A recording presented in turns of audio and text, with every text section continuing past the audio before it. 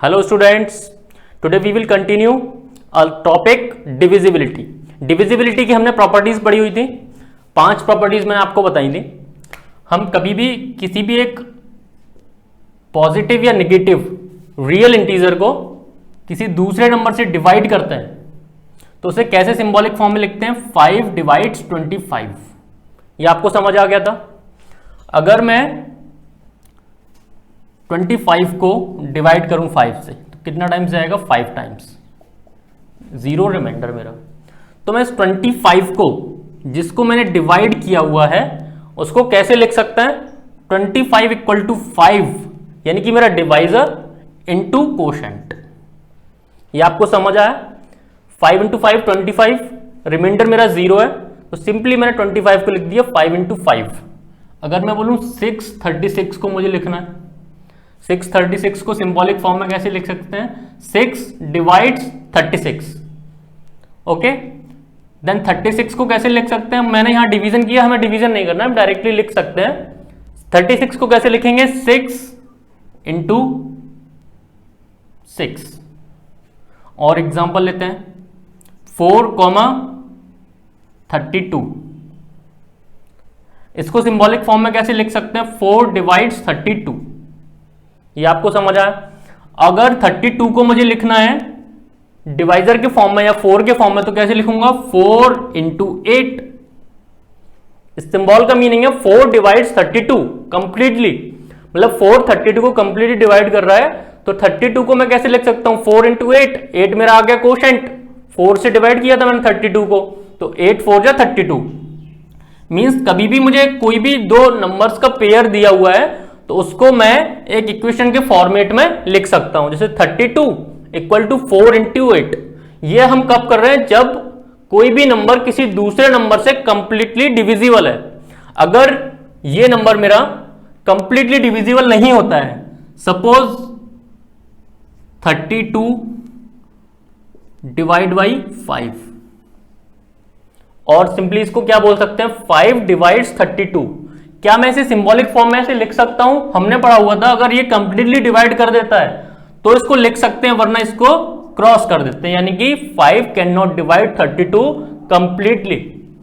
अब मुझे 32 को इक्वेशन फॉर्म में लिखना है। अब ये डिवाइड तो कंप्लीटली कर नहीं रहा, वरना मैं इसको आराम से लिख देता। हम क्या करेंगे, डिवीजन करेंगे इसका। 32 5 से डिवाइड किया, 6 टाइम जाएगा, 5 6 जा 30, 2 आया रिमाइंडर, 2 रिमाइंडर आ गया मेरा। अब मुझे 32 को लिखना है। अगर कंप्लीटली डिविजिबल है तो क्या लिखूंगा मैं, 5 इंटू 6, बट 5 इंटू 6 आ रहा है 30, नंबर है हमारा 32, तो हम क्या करते हैं, रिमाइंडर को ऐड कर देते हैं। तो ये बन गई मेरी इक्वेशन फॉर्म। मतलब कभी भी कोई भी एक नंबर गिवन है, उसको किसी दूसरे नंबर से मैंने डिवाइड किया हुआ है, तो उस पेयर को मुझे अगर इक्वेशन फॉर्म में लिखना है तो लिखूंगा 32 इक्वल टू 5 इंटू 6 प्लस 2। यहां पे हमने देखा कैसे लिखना होता है उसको। मैं आपको कुछ एग्जांपल्स और देता हूं, आप उसको सॉल्व करके देखिए। Now consider the division of a positive integer. Consider the division of a positive integer by another. मतलब किसी भी एक पॉजिटिव इंटीजर को हम डिवाइड करना चाहते हैं किसी दूसरे पॉजिटिव इंटीजर से। ठीक है, एग्जांपल 58 डिवाइड बाई 6 और 9, कुछ भी ले लीजिए, मैं 9 ले लेता हूं। 9 डिवाइड्स 58। अच्छा, मैंने ये सिंबॉलिक फॉर्म में लिखा है, आप इसको चेक कीजिए करेक्ट लिखा है या मैंने रॉन्ग लिखा है, ट्रू है या फॉल्स है। कैसे चेक करेंगे, 9 से डिवाइड करेंगे 58 को, 6 टाइम्स आएगा 54, रिमाइंडर इज 4। कंप्लीटली डिविजिबल नहीं है, कंप्लीटली डिविजिबल नहीं है तो क्या होगा, इसको इस फॉर्मेट में मैं नहीं लिख सकता हूं, यहां पे मैं क्रॉस लगा दूंगा, यानी कि ये फॉल्स है। फॉल्स, फॉल्स मींस 9 जो है वो हमारा 58 को कंप्लीटली डिवाइड नहीं कर रहा है। अब इस डिवीजन को अगर मैं गौर से देखूं, ये आपने कर लिया होगा आराम से। अब डिवीजन कीजिए कॉपी में। यहां क्या हो रहा है कि 9 से जब मैं 58 को डिवाइड कर रहा हूं तो 6 टाइम कंप्लीटली डिवाइड हो रहा है 54 एंड 4 इज रिमाइंडर, मतलब 4 मेरा रिमाइंडर आ रहा है, ये आया मेरा रिमाइंडर, ये क्या है मेरा कोशेंट, कोशेंट आ गया, रिमाइंडर आ गया, ये मेरा डिवाइजर है, ये डिविडेंड है। मुझे दो नंबर गिवन थे 9 एंड 58, एक पेयर गिवन था, मैंने उनको डिवाइड करने की डिवीजन लगाया उनके ऊपर, तो ये मेरा रिजल्टेंट आ रहा है। तो यहां से मैं क्या कंक्लूजन निकाल सकता हूं, मैंने आपको 58 को डिवाइजर और कोशेंट के मल्टीप्लिकेशन के फॉर्म में लिखना सिखाया था। अब इस 58 को कैसे लिखेंगे, आप अपने पिछले एग्जांपल्स को रेफर कीजिए। 9 इंटू 6 मीन्स 9 को 6 से मल्टीप्लाई किया प्लस रिमाइंडर आया 4, ये हमने किए हुए हैं कुछ एग्जांपल्स। तो 58 एंड 9 जो हमें पेयर गिवन था उसको हमने आसानी से एक इक्वेशन फॉर्म में कन्वर्ट कर दिया, बट यहां पे दो नंबर्स और एक्स्ट्रा आ गए हमारे, एक 6 एक 4, मतलब कोशेंट एंड रिमाइंडर एक्स्ट्रा आ गए और बाकी दो नंबर सेम है और एक इक्वेशन कन्वर्ट हो गई। बट हम यहां क्या देख रहे हैं कि जब भी मैं कभी डिवीजन करता हूं तो क्या कभी ऐसा करता हूं कि रिमाइंडर को डिवाइजर से बड़ा रख लूं। क्या मैंने इसको 5 टाइम्स डिवाइड किया तो ये 45 आएगा, रिमाइंडर कितना बचेगा, 8 माइनस 5 इज 3, 5 माइनस 4 इज 1, 13। क्या 13 रिमाइंडर बचेगा, कभी नहीं बचेगा सर, क्योंकि 9 से मैं एक बार और डिवाइड कर दूंगा इसको, तो रिमाइंडर अल्टीमेटली 4 ही बचना है।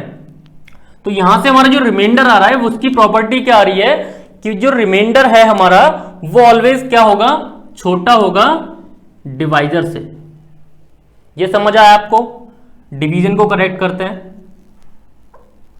6 टाइम डिवाइड होगा 54 आएगा, रिमाइंडर आया मेरा 4, ऐसे डिवीजन करते हैं।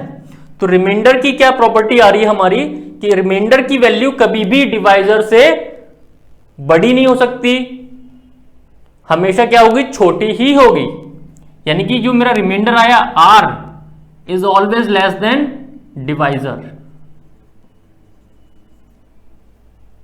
ठीक है, नेक्स्ट क्या है, अगर मैं कोई मतलब एग्जांपल लेता हूं 25 डिवाइड बाई 5, तो यहां क्या हो रहा है 5 टाइम्स जाएगा, रिमाइंडर आया मेरा 0।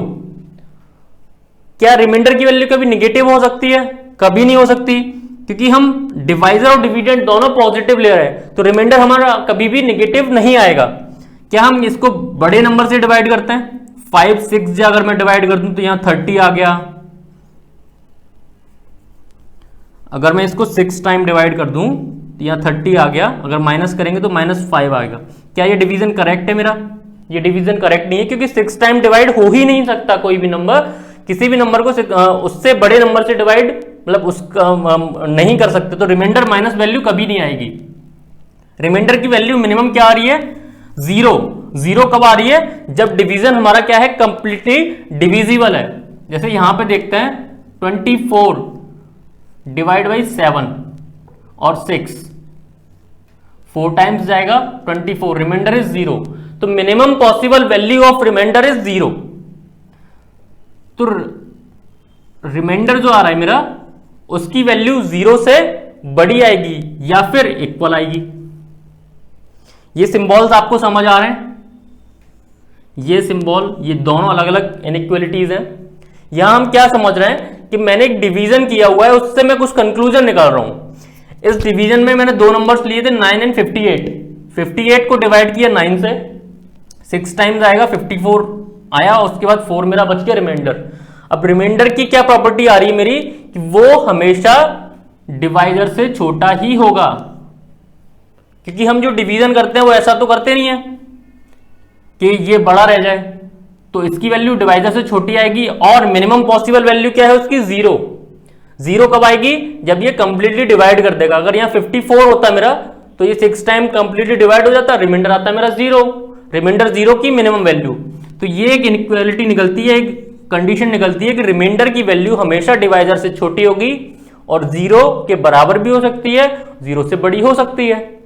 तो ये इसकी इनइक्वालिटी आ रही है और ये आ रहा है मेरा इक्वेशन फॉर्म। मतलब कभी भी दो नंबर्स को एक को दूसरे से डिवाइड करते हैं तो उसको इक्वेशन फॉर्म में ऐसे कन्वर्ट करके लिख सकते हैं। आपको ये समझ आया? मैं आपको कुछ एग्जांपल्स देता हूं, आप उनको नोट डाउन कीजिए और उनको इक्वेशन फॉर्मेट में कन्वर्ट करने की कोशिश कीजिए। ये जो मैंने इक्वेशन फॉर्मेट बनाया है, यहां पे क्या है, इक्वेशन भी है और एक इनइक्वालिटी है रिमाइंडर की। आपको इस फॉर्मेट में उन एग्जांपल्स को कन्वर्ट करना है, नोट डाउन कीजिए। Now let us apply the same procedure to given pair of positive integers. Let us apply the same procedure to given pair of positive integers। मैं आपको कुछ एग्जांपल्स देता हूं, आपको इक्वेशन फॉर्म और एक इनइक्वालिटी फॉर्म में उसको कन्वर्ट करना है, जैसे हमने एग्जांपल देखा हुआ है पहले। First is 25 and 7, second one is 7 is 15, third one is 32 and 8। तीन एग्जांपल्स हैं। आप या तो डिवाइड करके या डिवीजन को परफॉर्म करके, यानी कि डिवीजन करके एक्चुअली में उसको इक्वेशन फॉर्म में कन्वर्ट कर सकते हैं, या आपको समझ आ गया है तो आप डायरेक्टली भी यहां से मनी मन डिवाइड करके उसको इक्वेशन फॉर्म में कन्वर्ट कर सकते हैं। फर्स्ट वाला मैं आपको डिवीजन करके बता देता हूं, नेक्स्ट टू आप क्या करेंगे, डिवीजन नहीं करेंगे, उसके लिए आप डायरेक्टली इक्वेशन फॉर्म में उसको कन्वर्ट करेंगे। फर्स्ट वन में क्या हो रहा है, 25 को डिवाइड करना है 7 से, ठीक है, 4 टाइम्स जाएगा, 3 टाइम्स जाएगा, 21 रिमाइंडर इज 4। हमने डिवीजन को परफॉर्म कर लिया, अब इसको इक्वेशन फॉर्म में कन्वर्ट करते हैं। 25 इक्वल टू आ रहा है मेरा 7 इंटू 3, अगर कंप्लीटली डिविजिबल होता ये 25, यानी कि यहां पर अगर 21 होता तो यहां रिमाइंडर 0 आता, 7 3 जा 21, रिमाइंडर 0, और मैं यहां लिख देता 7 इंटू 3 इक्वल टू 21। बट यहां 25 है तो रिमाइंडर भी आ रहा है, तो रिमाइंडर को क्या करते हैं हम इक्वेशन में ऐड कर देते हैं, +4 हो गया। एंड रिमाइंडर की क्या प्रॉपर्टी हमने पढ़ी हुई है, remainder always less than divisor. Remainder r यहां पे क्या है 4, always less than divisor. Divisor क्या है 7, 7 से हमेशा छोटा होगा और बड़ा होगा और इक्वल होगा किसके, 0 के, है ना, ये हमने पढ़ा हुआ है। 0 के बराबर भी हो सकता है रिमाइंडर, उससे बड़ा हो सकता है, नेगेटिव वैल्यू नहीं हो सकती उसकी। हमने डिवीजन कुछ एग्जांपल्स देखे हुए हैं, उसमें भी समझा है। नेक्स्ट क्या है मेरा एग्जांपल, 7 एंड 15। 7 एंड 15 में क्या हो रहा है, 7 को डिवाइड करना है 15 से, 7 डिवाइड करना है 15 से। अब 7 तो डिवाइड होगा नहीं 15 से, तो कोशेंट क्या आएगा 0, मतलब 0 टाइम्स डिवाइड जा रहा है, यहां पे भी 0 आया, रिमाइंडर बच गया 7। ये डिवीजन समझ आ गया आपको, सही है ये डिवीजन। इसको इक्वेशन फॉर्म में कन्वर्ट करते हैं, 7 इक्वल टू, हमेशा जो डिविडेंड होता है हमारा उसी के इक्वल टू में लिखते हैं, जिसको डिवाइड कर रहे हैं उसके इक्वल में लिखा जाता है इक्वेशन को। 7 equal to divisor 15 into quotient is 0 plus remainder 7। ये हमारी इक्वेशन बन गई। इनइक्वालिटीज क्या बनेंगी, 7 is remainder, 7 always less than divisor यानी कि 15 इस एग्जांपल में, and greater than and equal to 0 is always there, है ना, ग्रेटर देन इक्वल टू 0 तो हमेशा रहेगा। थर्ड एग्जांपल को मैं डिवाइड नहीं करूंगा, मैं डायरेक्टली सॉल्व करता हूं। इक्वेशन कैसे बनेगी, 32 इक्वल टू, ये डिवीजन आपको परफॉर्म नहीं करना है, एक्चुअली आपको समझने के लिए मैंने 2 डिवीजन करने हैं, आपने डायरेक्टली इक्वेशन फॉर्म में कन्वर्ट करना है किन्हीं भी 2 गिवन पॉजिटिव इंटीजर वैल्यूज को। 32 इक्वल टू क्या लिखूंगा, 8 से डिवाइड करूंगा, मनी मन डिवाइड करता हूं मैं, 8 4 टाइम्स जा रहा है, तो 8 इंटू 4 प्लस कंप्लीटली डिवाइड हो रहा है तो रिमाइंडर 0 आ गया, प्लस 0। ये मेरा इक्वेशन फॉर्म में कन्वर्ट हो गया। अगर इनइक्वालिटी बनाऊंगा तो कैसे बनेगी, रिमाइंडर तो मेरा 0 आ रहा है, 0 is less than divisor, divisor यानी कि 8 से छोटा है, एंड लेफ्ट साइड का ये तो हमेशा ही आता है, greater than equal to 0, but ये हमारा रिमाइंडर ही 0 हो गया तो इस इनइक्वालिटी की जरूरत ही नहीं है, 0 इक्वल टू 0 हो गया वो, है ना, ये समझ आ गया आपको। तो यहां से क्या कंक्लूजन निकल रहा है, we observe that each pair of positive integers a and b can be find unique q and r. मतलब कोई भी दो positive integers can be defined in the form of equation, और वहां पे एक कोशेंट और एक रिमाइंडर ऐसे हमें मिलते हैं जो इन दोनों के इक्वेशन फॉर्म में कन्वर्ट कर देते हैं। मतलब अगर दो नंबर्स गिवन है 25 एंड 7, तो इन दोनों नंबर्स को एक कोशेंट और एक रिमाइंडर ऐसे मिल जाएंगे जो इनके साथ मिलकर एक इक्वेशन को फॉर्म कर देते हैं। अगर इसको जनरल फॉर्म में हम देखना चाहें तो कैसे देखेंगे? आइए इसका जनरलाइज्ड फॉर्म देखते हैं। हमने एक एग्जांपल लिया होता 6 एंड 58, इसी से हम इसका जनरलाइज्ड फॉर्म कन्वर्ट करेंगे। अगर मुझे इसको इक्वेशन फॉर्म और इसकी इनइक्वालिटी में कन्वर्ट करना है तो मैं क्या करूंगा, 58 इक्वल टू, अब आपको डिवाइड करने की जरूरत नहीं है, फिजिकली डिवाइड करने की जरूरत नहीं है, आप डायरेक्टली मनी मन इसको डिवाइड कर सकते हैं और इक्वेशन को कन्वर्ट कर सकते हैं। तो 58 इक्वल टू क्या आएगा, 6 से डिवाइड कर दीजिए, 6 9 जा 54, 6 इंटू 9 54 आया, 54 रखूंगा तो 4 रिमाइंडर आ जाएगा। अब डायरेक्टली इक्वेशन बना सकते हैं, आपको डिवाइड की जरूरत नहीं। अगर आपको लगता है आपको डिवाइड करना है तो आप पहले डिवाइड करिए, फिर उससे इक्वेशन कन्वर्ट करिए, आपको धीरे धीरे डिवाइड करने की जरूरत नहीं पड़ेगी। और यहां पे रिमाइंडर की क्या इनइक्वालिटी बन रही है, रिमाइंडर आ रहा है 4, 4 इज लेस देन डिवाइजर यानी कि 6, हमेशा छोटा आएगा। इतने सारे एग्जांपल्स हमने देख लिए, कोई भी आप एग्जांपल आप मन में भी सोच के कर सकते हैं। कोई भी दो नंबर लीजिए, उनको डिवाइड करिए, रिमाइंडर आपका हमेशा डिवाइजर से छोटा आएगा, या फिर 0 और उससे बड़ा आ सकता है। 0 कब आएगा, जब डिवीजन हमारा कंप्लीटली डिविजिबल हो जाएगा। मतलब अगर डिवीजन अगर परफेक्टली डिवाइड हो गया वो नंबर, तो हमारा क्या होगा, रिमाइंडर 0 आ जाएगा। ये इसकी इनइक्वालिटी बन गई। अब मैं आपको अगर कोई भी नंबर अगर देता हूं तो आप उसको इक्वेशन फॉर्म में और उसकी इनइक्वालिटी में कन्वर्ट कर सकते हैं। बट अगर सी को मैं अगर जनरल फॉर्म में लिखना चाहूं, जनरल फॉर्म में मींस अगर मैं कोई भी दो नंबर ले लूं ए एंड बी, ये मैंने उल्टा इसीलिए लिया हुआ है क्योंकि जो डिविडेंड है उसको मैं ए लेना चाहता हूं, जो डिवाइजर है उसको बी लेना चाहता हूं। तो यहां पे मैं क्या परफॉर्म करूंगा, बी से डिवाइड करूंगा ए को, एक कोशेंट आएगा, यहां कोई नंबर आएगा सपोज x, इसको माइनस करूंगा तो रिमाइंडर बचेगा r। ये डिवीजन परफॉर्म करते हैं हम ऐसे। फिर जब मैं इसको इक्वेशन फॉर्म में कन्वर्ट करता हूं तो क्या लिखते हैं हम, a equal to b q plus remainder r।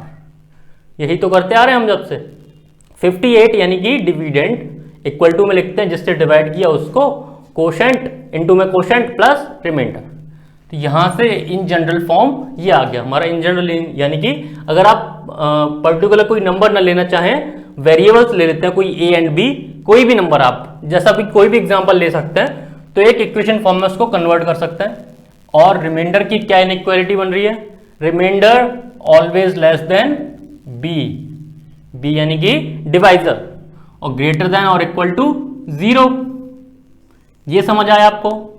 हमने अभी तक जितने भी एग्जांपल्स पढ़े हैं उनसे हम क्या ऑब्जर्व कर रहे हैं कि कभी भी दो नंबर्स को, एक नंबर को दूसरे नंबर से डिवाइड करते हैं तो उसको एक इक्वेशन के फॉर्म में और एक इनइक्वालिटी के साथ लिखा जा सकता है डिवाइड करने के बाद। बट हमें क्या चाहिए, एक कोशेंट चाहिए और एक रिमाइंडर चाहिए। वो हम कहां से फाइंड आउट करेंगे, डिवाइड करके। तो किन्हीं भी दो नंबर्स को ए एंड बी को अगर इसी को मैं वर्ड्स में लिखना चाहूं, स्टेटमेंट के फॉर्म में लिखना चाहूं, तो हम कह सकते हैं we observe that for each pair of positive integers, we observe that each pair of positive integer, कोई भी पॉजिटिव इंटीजर्स का पेयर ए एंड बी। आप कोई भी एग्जांपल ले लीजिए, मैंने पहले भी कराया हुआ है 658, कोई भी पेयर ले लीजिए a and b, we can find q and r. A and b pair of positive integers हैं, तो हम we can find q and r, हम फाइंड आउट कर सकते हैं क्यू एंड आर को such that a equal to b q plus r, r is less than b and greater than equal to 0। हमने अभी तक जितने भी एग्जाम्पल सॉल्व किए हैं उनसे हम ये कंक्लूजन निकाल सकते हैं कि हमारे पास अगर ए एंड बी 658, 25, 7, 715, 32, 4 ये मेरे एग्जाम्पल्स हैं, कोई भी नंबर्स गिवन है तो हम फाइंड कर सकते हैं q and r, quotient and remainder divide करके, और सच दैट एक इक्वेशन बन जाए हमारी a equal to b q plus r and r is less than b and greater than equal to 0। ये जो इक्वेशन हमने डिराइव की है या फाइंड आउट की है, इसी इक्वेशन को बोलते हैं हम यूलिट्स डिवीजन लेमा। लेमा मीन्स होता है proven statement. Proven statement means ये स्टेटमेंट ऑलरेडी प्रूव्ड है। प्रूव्ड कैसे है? हमने इतने सारे एग्जांपल्स किए हैं, सब में ये ट्रू आ रहा है, सब में ये प्रूव हो रहा है, तो ये प्रूवन स्टेटमेंट है। इसको बोलते हैं यूक्लिड्स डिवीजन लेमा। यूक्लिड्स एक साइंटिस्ट है, डिवीजन पे बेसिस उन्होंने एक थ्योरम दी है। Lemma means proven statement. क्या स्टेटमेंट है उनका? सिंपली दो नंबर्स हैं, उनमें से एक को दूसरे डिवाइड किया, क्वोशंट आया, रिमाइंडर आया, उनको इक्वेशन फॉर्म में कन्वर्ट कर सकते हैं और रिमाइंडर की एक इनइक्वालिटी बना सकते हैं। अब इसके यूज क्या हो सकते हैं? इसके कुछ यूज भी होंगे। डायरेक्टली सिंपली डिवीजन तो नहीं होगा, ऑब्वियसली एग्जाम्स में भी आते हैं, तो इसके जो यूज हैं या इसकी प्रॉपर्टीज हैं वो हम नेक्स्ट क्लास में कंटिन्यू करेंगे।